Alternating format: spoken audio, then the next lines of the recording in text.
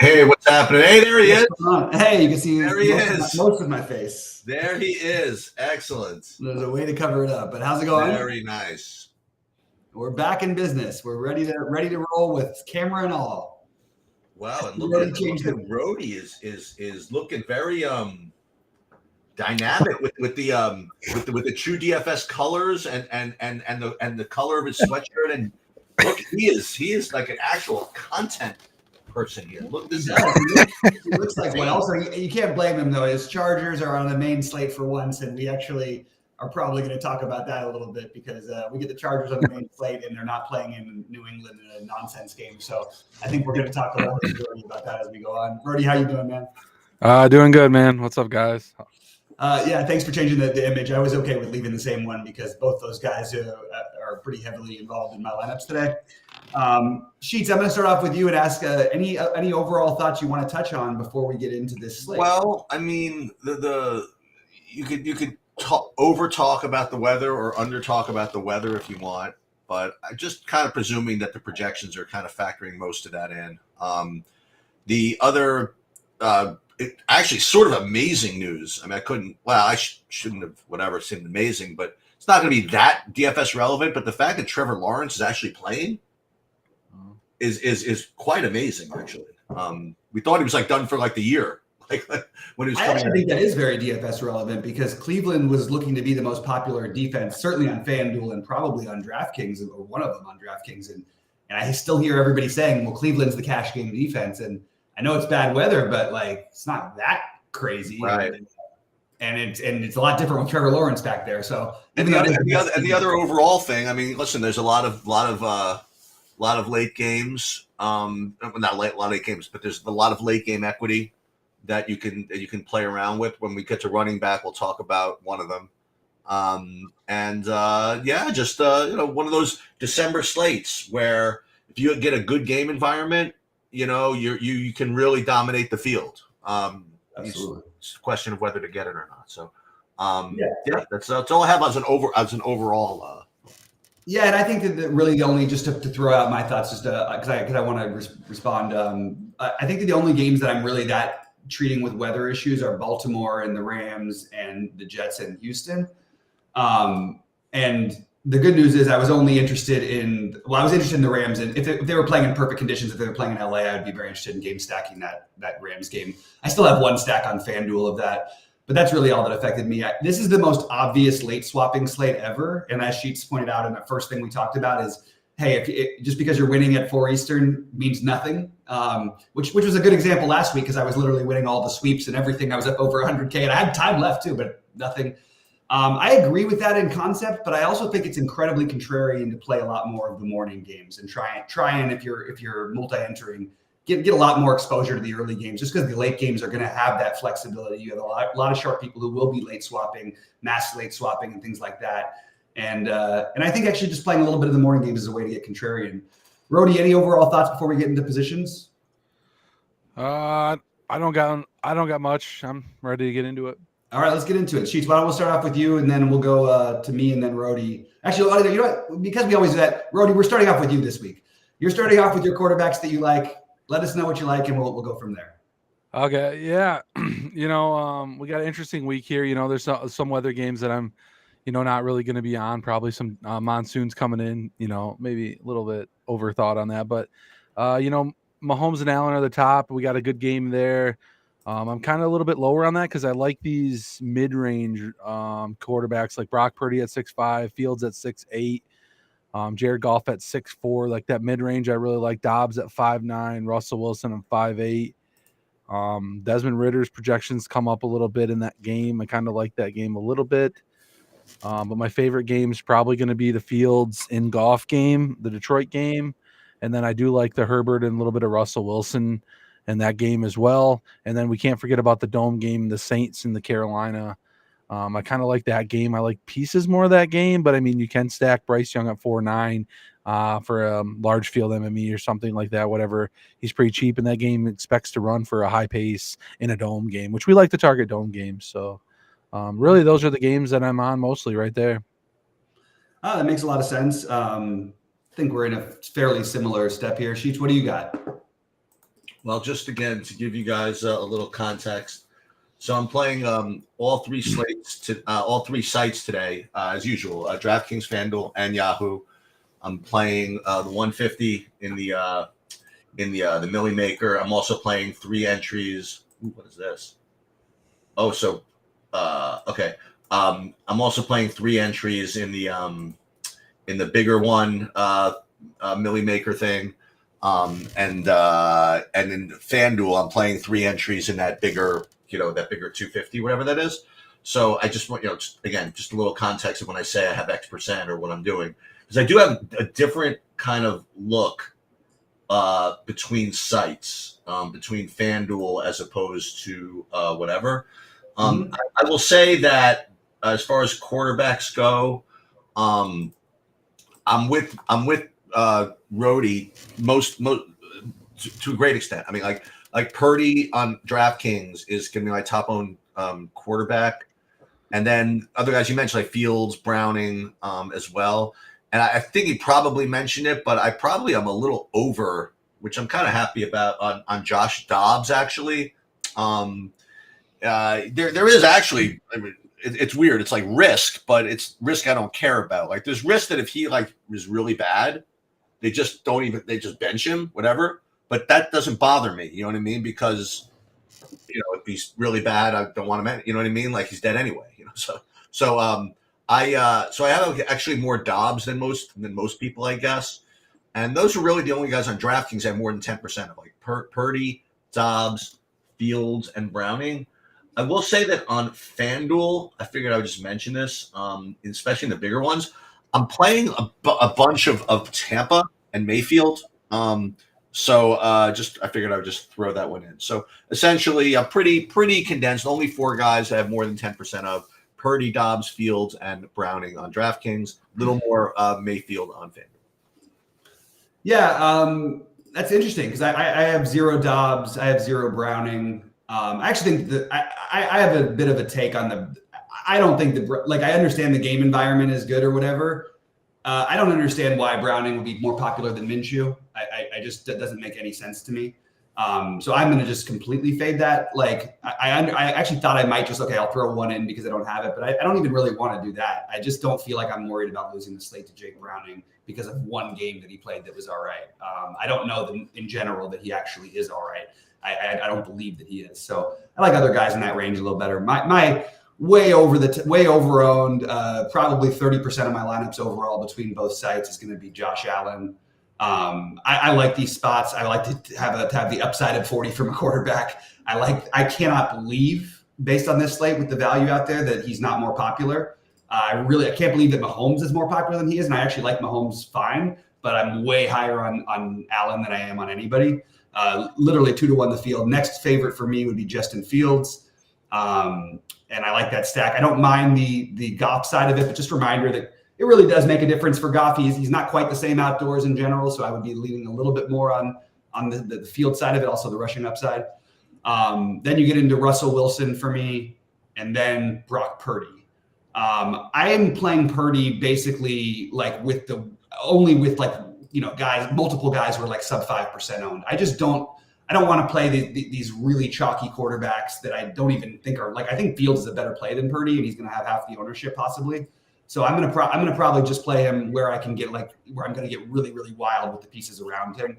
And then Mahomes, Herbert, Ritter, and Goff. I'm thinking about upping Ritter, and it just feels so stupid because I always talk myself into it on these Sunday mornings, and I end up with a bunch of the Ritter. I probably am going to gamble with it again this week and hope he doesn't fumble 3 times at the goal line like he did the last couple times that I played him. He's got more fumbles at the goal line than any quarterback in history, by the way, in the season by a lot.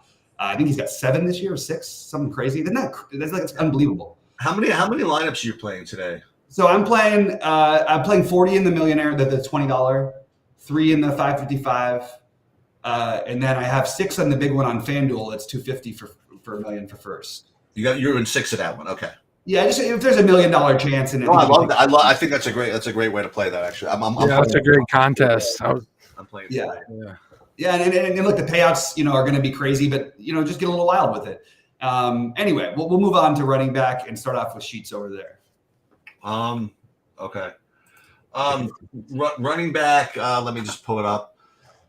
All right. So again, it's a little bit site specific, but not too much. So my top owned guys is I'm pretty chalky actually at running back. I have 44% Zach Moss, and then I have over 20 of Mixon, McCaffrey, and Javonte Williams. So this is what I want to talk about. I mean, I want to talk about this Kansas City thing. Okay. I've heard anything from you should be playing 100% Clyde Edwards-Helaire to it's the worst play you can make to why are we not playing Jerick McKinnon to I should fade them all. So there's literally a lot of ways you can go, and that's the thing I brought up, the fact that that's a late game. I think that decision can be changed throughout the course of the day, depending on how you're doing, but I wouldn't even know exactly what to do. I guess if you want to explain to a 10-year-old like how to play DFS, I would say that if you were going to play like Buffalo receivers, like Diggs and all them, and play Josh Allen, maybe McKinnon might be the better play than Helaire, because then you get Kansas City into more of a passing game deal. But I don't know. I don't even know if McKinnon's how much he's gonna play. I mean, he's back, whatever. But I don't know what they're gonna do at Kansas City. They what's his name? The coach said, "Listen, Helaire's next man up. He's gonna take over, and I have no reason to doubt him except for the fact that they're awful as shit." but that's the running back for me. That's kind of sticking in my craw. Two other points about running back is one involving Alvin Kamara. I'm under on him, but something to note is that one of the things we worry about sometimes playing him is Taysom Hill scarfing touchdowns, and today he's not playing. So that I imagine should bump Kamara, and yet still I'm going to be under on him. So I guess I'll put the KC question to both of you guys. But as far as who I'm playing right now, it's Moss, Mixon, McCaffrey, and Javonte Williams at the top of them. So I think that's a great place to start. Is the Chiefs thing? I'll answer, and I'll let Rody answer, and then I'll go through my running backs. But I personally have 26% of Edwards-Helaire right now and 22% of McKinnon. Obviously, not playing them together. I do actually think in the afternoon slate you could consider playing them together if you wanted to play like just that would actually make a little bit of sense. The thing I like about McKinnon is I'm using him more in my McKinnon is mostly going into my Mahomes stacks mostly have McKinnon as part of it, and it really depends on game flow how it goes. If they're down 2 touchdowns or if they are in 3rd and long quite a bit, you're going to see a lot more McKinnon. But if they're just grinding the game away, you're going to see a lot more Edwards-Helaire. So I am interested in both of them, and I think they're good values. And like you said, they're very switchable, especially if you have most players in your afternoon. So you don't need to stick with them if you don't want to. By the end of the day, if you've got multiple things, you can switch around later. One thing to keep an eye out for is Geno Smith is looking like closer to seriously questionable was the last official report that I heard. Yeah, legit game time decision is the best I can come up with. Right, which is scary a little bit. For that whole game in general, but we've seen the Niners pour it on before. It wouldn't be the first time, not like the Cowboys, but they'll do a little bit of it. Anyway, Rody, what do you think about the Edwards-Helaire and McKinnon thing? And then I'll get into my running back plays after you say. Yeah, just quick to go on it. Some of the people on Twitter and stuff saying that they're, Edwards-Helaire is going to start, but then McKinnon's going to split carries with him. So. There's that. So I'm kind of mixing and match both of them. I have both of them. I'll probably almost equal in different lineups here and there. So not playing them together as well, like Bobby said. That's I have the same take as Bobby and Sheets. So, by the way, if Edwards-Helaire was going to be 50% owned, I would go full fade. But if you tell me 25%, I could almost make an argument the other way. You know what I mean? It's just, yeah, exactly. I think it's just a funny thing about that. I'm nuts. Okay, I'm definitely feeling like I'm on a different train. I understand how bad he's been this year. I can't help myself. I am my highest owned running back right now is Austin Eckler. And I know that seems ridiculous, but I'm just going to take a gamble. I don't think he's going to end up as my highest owned running back, but I did have him in my early builds. He's not my highest dollar amount running back, but he's in a lot of my lineups. Partially that's because of game stacks, but a lot of it is just because I think there is plenty of upside. You have the team that's absolutely dead last against running backs in the NFL. I know they've been better lately, but they're still significantly the worst. Partly that's because they gave 8 touchdowns in that one game on the ground to Miami. But I think I kind of want to gamble with the Eckler thing at low ownership. Javonte Williams and Zach Moss and Edwards Helaire are my next 3 highest owned, who probably end up as my highest owned, and that's sort of with the chalk. And then I'm at 25% Kamara, 26% McCaffrey. I mentioned 22% McKinnon. Everybody else is sub 10%, but close to 10%. Jacobs, Mixon, Rashad White, Bijan Robinson. And I think that a really interesting play today, given the weather, is Kyren Williams. I'm thinking about upping that ownership a little bit. The workload he gets, and Baltimore, as good as they are, you can break some plays. And McVay is a genius play caller. If we really think Kupp and Nakua are both playing banged up, I think there's a chance Kyren Williams could go off at very, very low ownership today when we've seen him very popular, especially on FanDuel. I don't think he's going to be on at 8,800 or whatever he is over there. So I kind of like that one to get different. Rudy, what do you got at running back? Yeah, I mean, I agree with what you guys say a lot. Eckler, I'm only a little worried about the coach come out and said they're going to split carries with Josh Kelly and Isaiah Spiller this week and go ride the hot hand is what they said. But I think that's a good thing for Eckler. I think it puts more pressure on Eckler. Maybe they try to get him involved early on and he breaks one. I don't know why they're just abandoning Eckler or just trying to put some motivation under him or something. So maybe that's a good day for him to be motivated. So I like that call. Kyren Williams is another guy I'm getting on. That weather is kind of nasty there. I think it's going to be a good play. He's priced up a little bit more than I'd want to, but I think it's a good play. Josh Jacobs still getting a lot of good in projections in the Minnesota game. Moss, I'm going to be probably at the field. Usually I like to fade some of these chalkier guys, but I'm kind of having to find one of these lower end, cheaper guys I'm going to have to get in my roster because I do like a lot of Alvin Kamara today. I think his usage is going to be good. A lot of dump off passes. CMC's up there price wise, but they don't like using their backup running back, so CMC gets a lot of the work.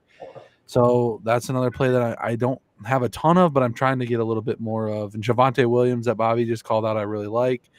Jahmyr Gibbs and David Montgomery, the split guys. I try to mix in a little bit of both of them, just because you never know which one's going to get the touchdown. I kind of like that game, so I kind of use them as a run back or something. Go ahead.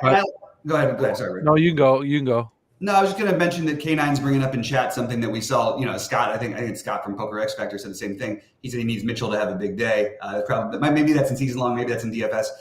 Keaton Mitchell, I think, is an interesting play. It's an interesting one. It's an interesting pivot off of the Chiefs guys.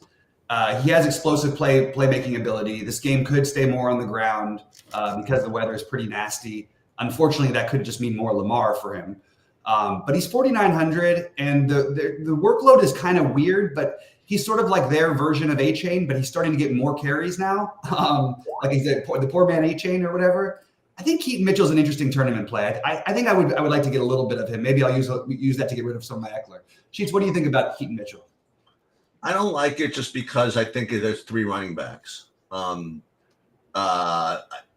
would prefer if you want to pivot off of those guys, I prefer a guy who I know is going to get all of the work, but it's going to be a very, very tough matchup. And I'm considering going over on Zach Charbonnet from Seattle.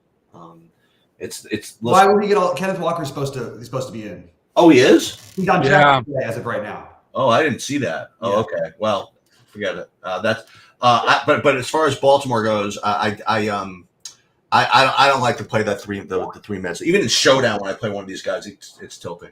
Yeah, so, I want to point out they're all very different running backs, and Keaton Mitchell is really used like a little bit more as the big play guy, the third down back / we're going to give him carries. They're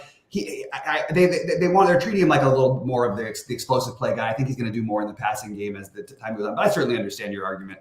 All right, let's talk about tight ends, and we will start. I guess we're starting with me. Yeah, I think we're starting with me.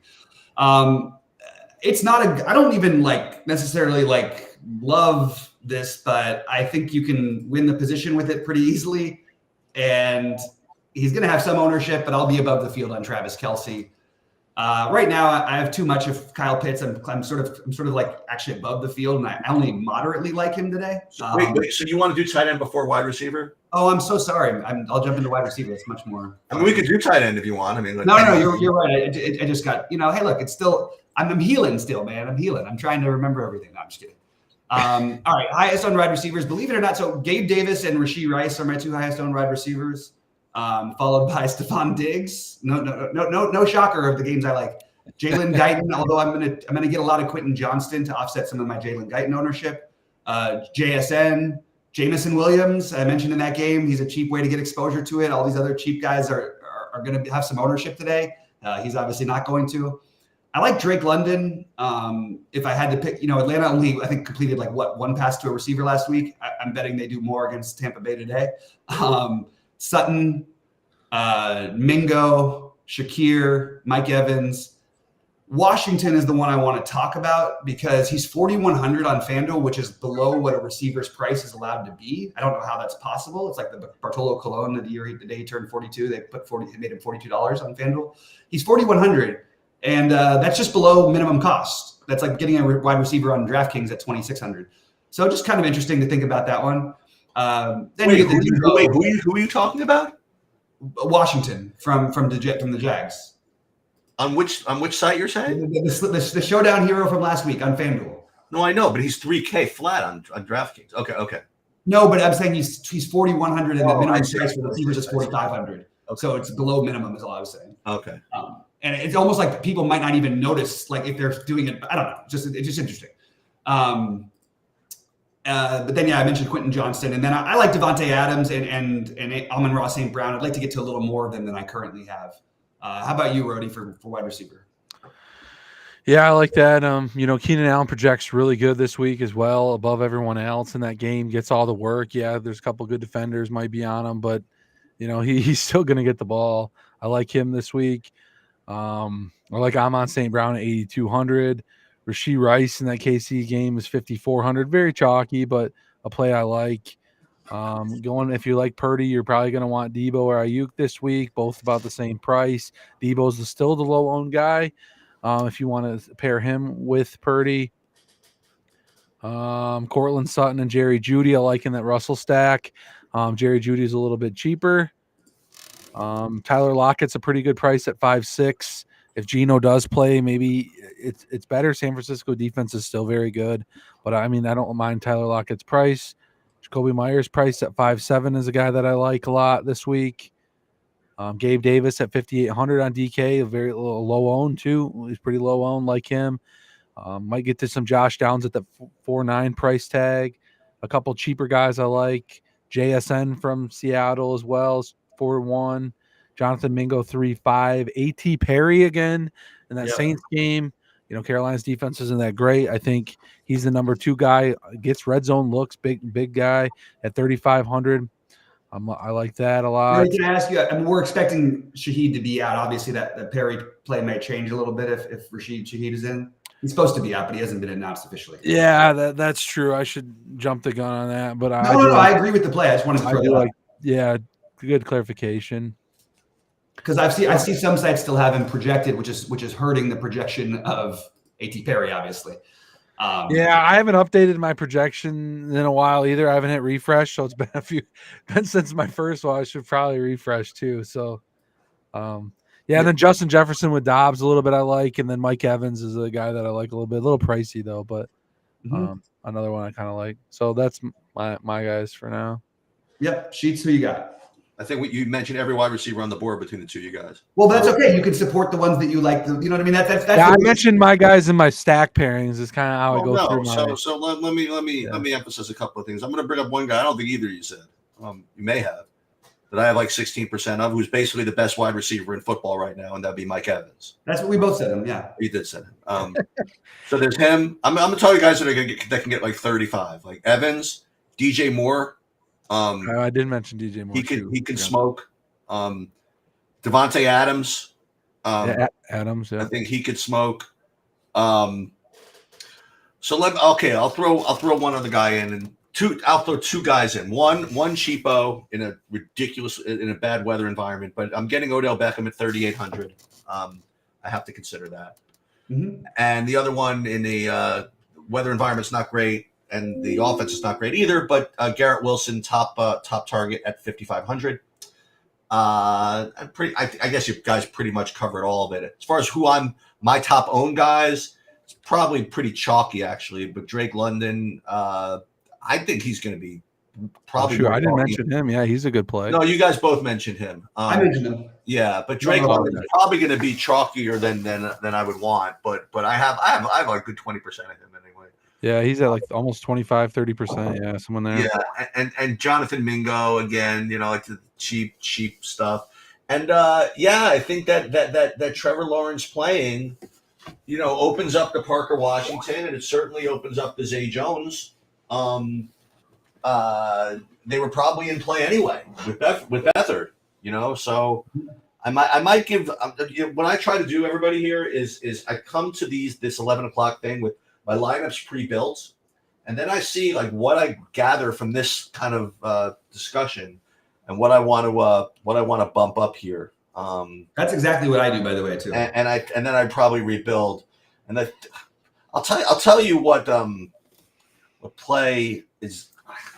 Is anybody really? I can't do this. I can't play Keenan Allen right now at 8,600. I just don't think I can do that. But so the other guy I think can get 30 is Justin Jefferson. So I think what you're supposed to do, honestly, is that like I think their running backs are pretty concentrated, and if you just kind of take a stand on a couple of running backs, and you could like you were saying, you could spread out some of these wide receivers, something like that. So. I guess that's it. I mean, you could obviously play St. Brown with what's his name with DJ Moore and that type of thing. But yeah, it's a plenty of wide receiver options today. I'll just leave it at that. Yeah. Wait, is Chris Olave playing? I just see him questionable. I'll tell you who can get 30. It's the guy with the highest scoring game ever. Chris Olave is supposed to be playing, but I don't have official word yet. Who has the highest score ever? The highest score, at least that I remember, Gabe Davis. Oh, and it was against these Chiefs in the AFC Championship.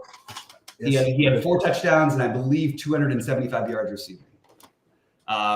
So I would like to see that again from Gabe Davis today, because if that happens, you're going to see me. If Gabe Davis scores 3 touchdowns and I don't make a ton of money today, something is wrong. Yeah, that's really bad. Yeah.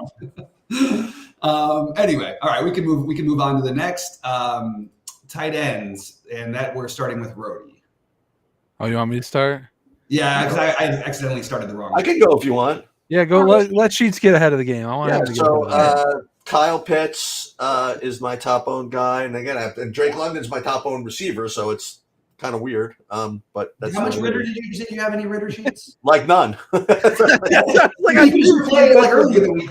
I'm like, these guys are his top vote. He didn't even mention Ritter earlier. I'm like, no, I think I have. I just have these guys as pieces. Yeah, they're cheap, right? They're good fillers. Someone's going to score, right? I have one lineup out of 150 with Desmond Ritter, and yet I have Kyle Pitts and Drake London, my top owned receivers.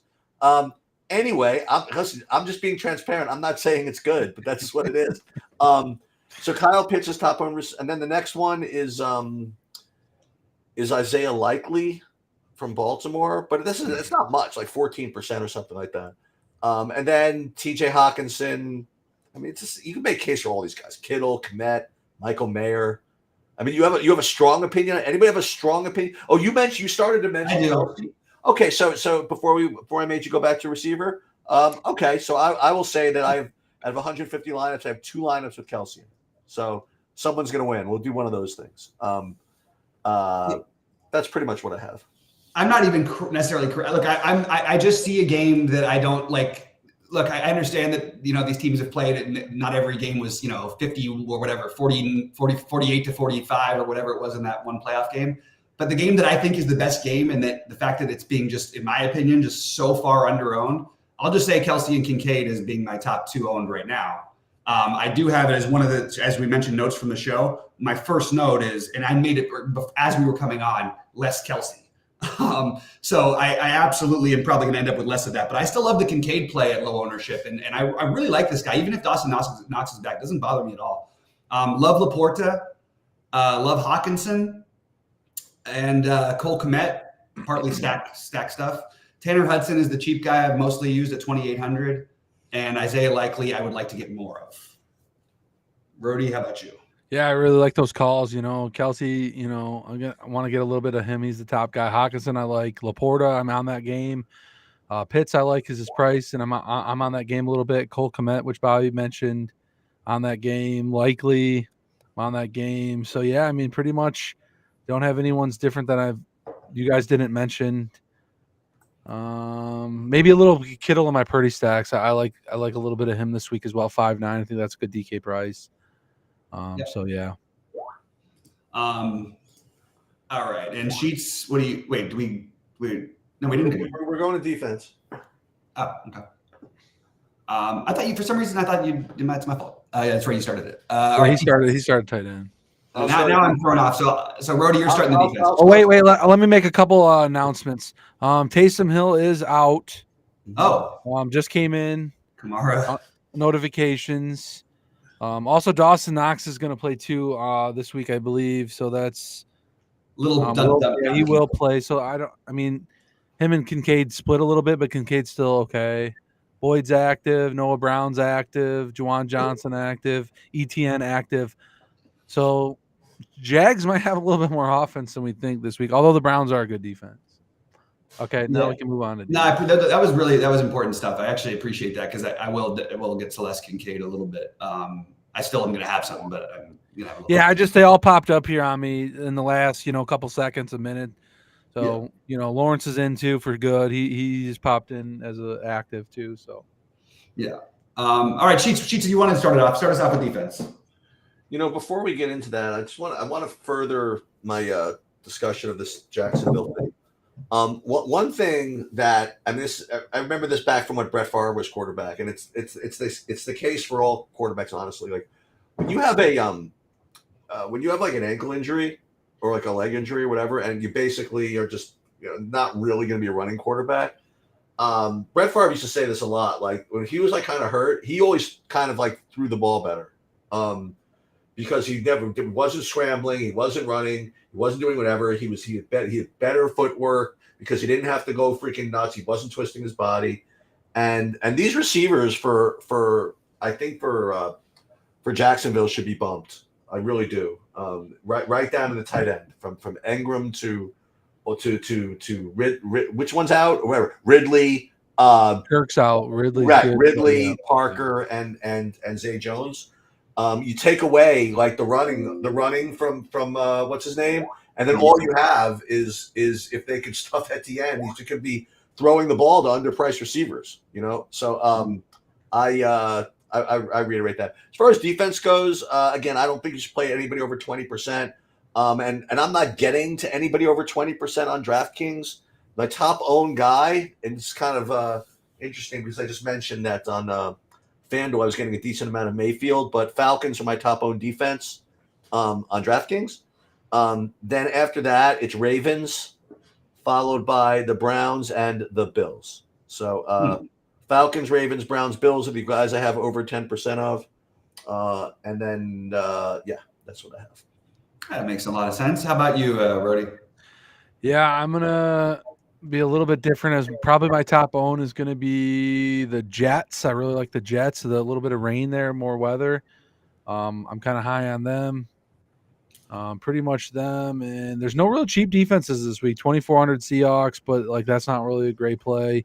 Maybe a little bit of the Rams in that weather game with Lamar running, maybe fumbles it or something. It's going to be wet. I don't mind that 2,700 if you got to get a little cheaper. The Browns were the chalky ones, but maybe not. They might drop a little bit, but 3K is pretty good price tag for an elite defense they have. Falcons as well as 2,900. I really like the Jets, Falcons, and Browns in that 2,900 3K range. I guess if you're paying up, the 49ers, we're looking a little bit more decent here for a minute, but if Geno and the squad's back, maybe not at 3.7 to pay that high. So if who's back? Isn't Geno still game time decision, right? Oh, okay. Yeah. I said if Geno's he's playing. Okay. But I mean, I'm getting the 49ers and like optimals a little bit right now for like cash build. So it's a little wonder why we're spending up that high, just because I think everyone else is so cheap that we want this week for cash. But But yeah, those are my main ones. Those middle ones I like. I don't know if I want to pay down low. I just like the middle ones this week. I think I'm sticking there. Yeah, well, what's weird is that literally like my Chiefs Bills stacks have the Bears defense. My Bears stacks have the Chiefs or Bills defense. That, you know what I mean? It's just kind of a funny like little thing. So yeah, Bears, Chiefs, Seahawks, Broncos, Bills are my above 10 percenters. Then I have the Browns, Jags, and 49ers. I probably am going to end up getting to some Atlanta and some more middling stuff because I'm going to make, some spend down a little bit more, a little less Kincaid, a little less Travis Kelce when we get off of here. But I think that, this is what's weird is that my favorite defense is the Bears, even though I like that game to shoot out, just because you take Goff outside and every now and then you get that perfect thing, that perfect storm. You know what I mean? And we've seen it before. Yeah. In the season.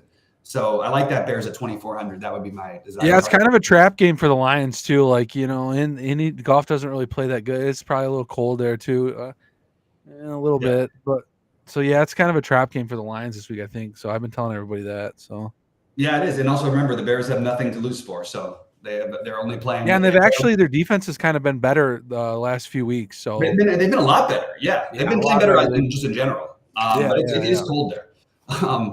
So I'll give a couple of announcements here.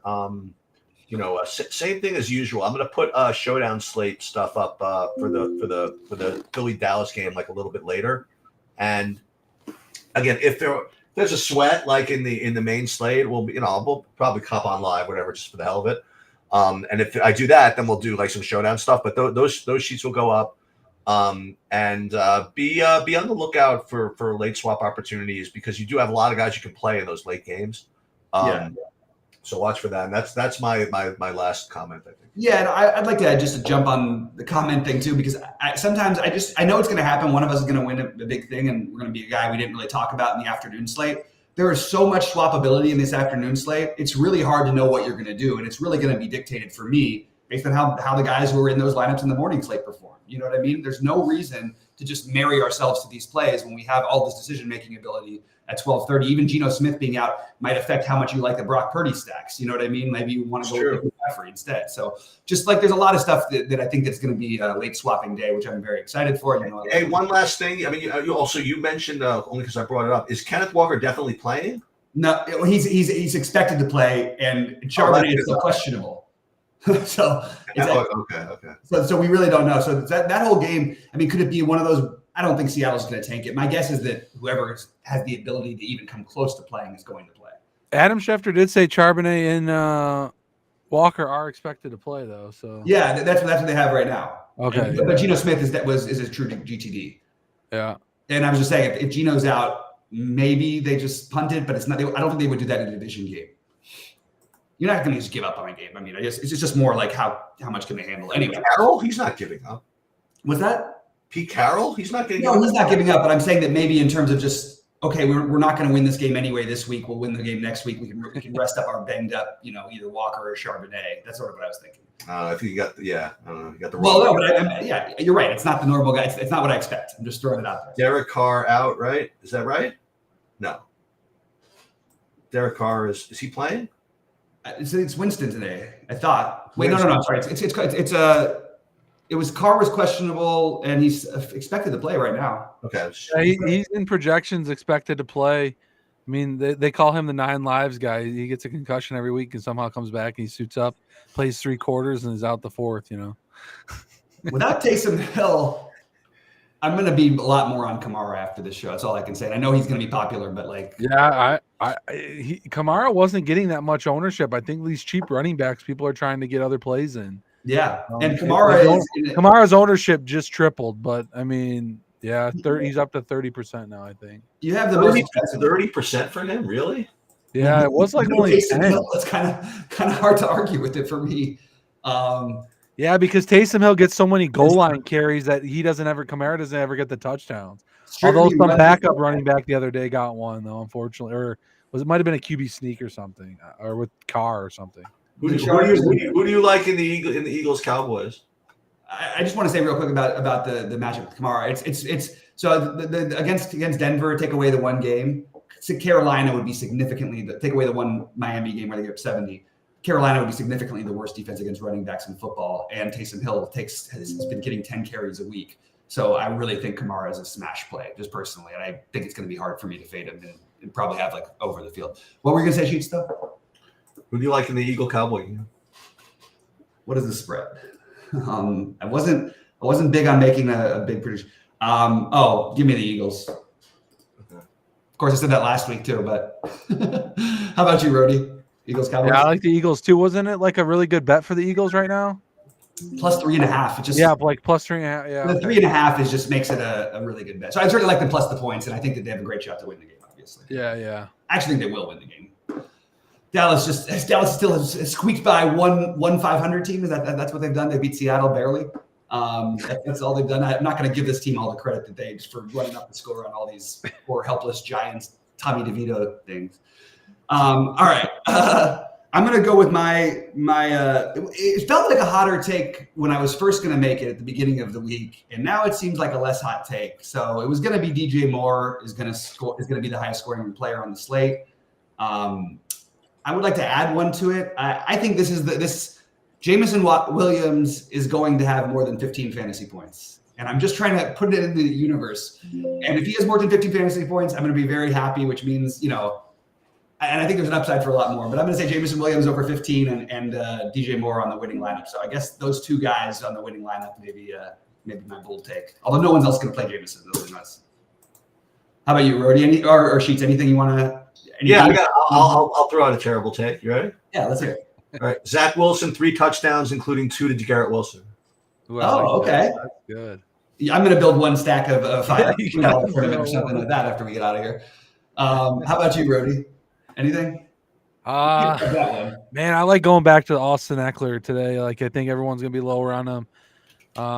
Now with Kamara news, you got to fit these big running backs in. I think he's someone like 2% owned. I think he goes for 35 fantasy points this week and has a big game. So, who was it? Austin Eckler. Oh, let's go. Let's go, Eckler. That's what I wanted to hear. He's pretty low owned now with Kamara news. Might be trying to fit both of those guys in there with one of the cheapos. Might be what I do. I love him today, so I may be just losing my mind. And I hate the Brendan Staley. It needs to be fired already. Just get him out of here. This is hot hand nonsense. You have one of the best 3 running backs in football for the last 10 years or 6 years. Anyway, all right, guys. Rody, anything else, and then just take us out of here, I guess. Yeah. Oh, you guys are all good? Okay, yeah. So the questions dried up, yeah. Yeah, let's see. What do we end up at the light? How many likes do you have? Oh, 19. I was pushing. Guys, get us one more like. Come on, make Rody happy. Someone got to give us one more like. Come on, a bunch of people joined in here. We're up to like 40. So, all right, guys. How about this? I like it. You liked it? There we go. All right, we hit it. We got all right, guys. Good luck today. As always, let's.